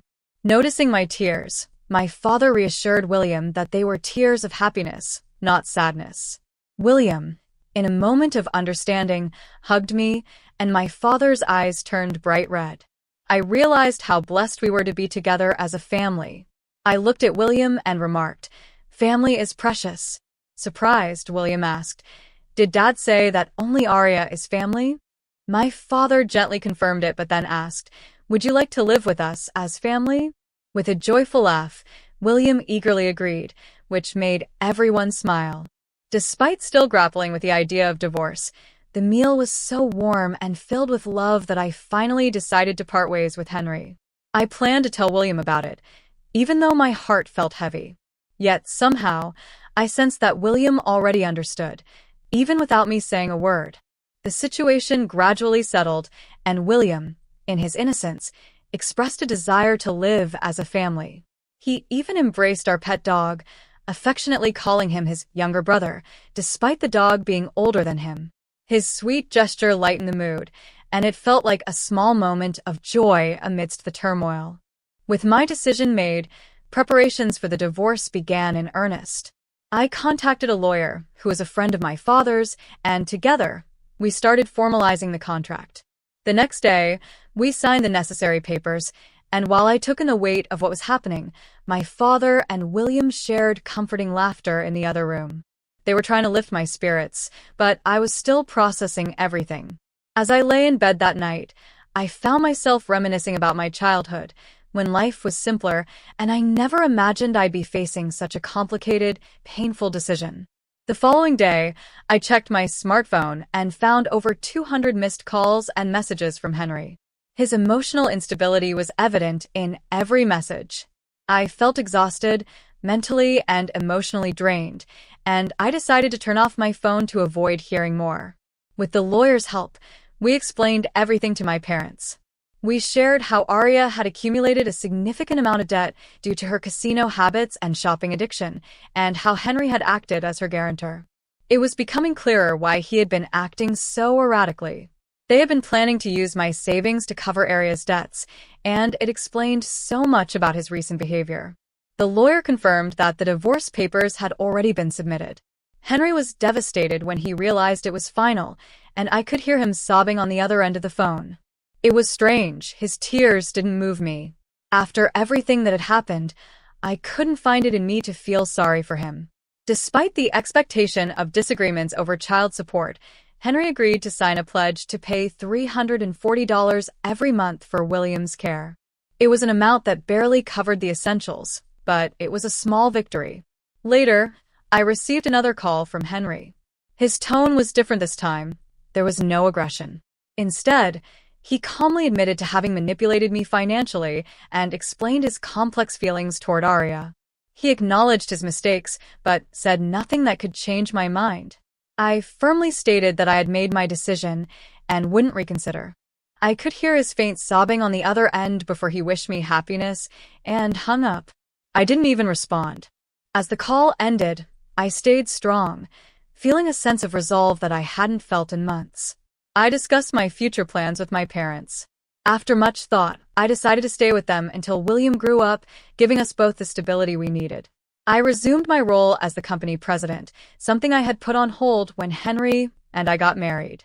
I was determined to rebuild my life, not just for me, but for William as well. As time went on, I learned that Henry and Arya had informed their parents about the divorce and the mounting debts. The news was so shocking that it led to their disownment. For Henry, it was the final straw. His own family turned their back on him, leaving him to deal with the consequences of his actions. Looking back now, I find happiness in being with my family. We have our ups and downs, of course, but we have each other. I've come to realize that family isn't just about blood. It's about the people who truly care, who lift you up when you're at your lowest, and who help you see the light at the end of the tunnel.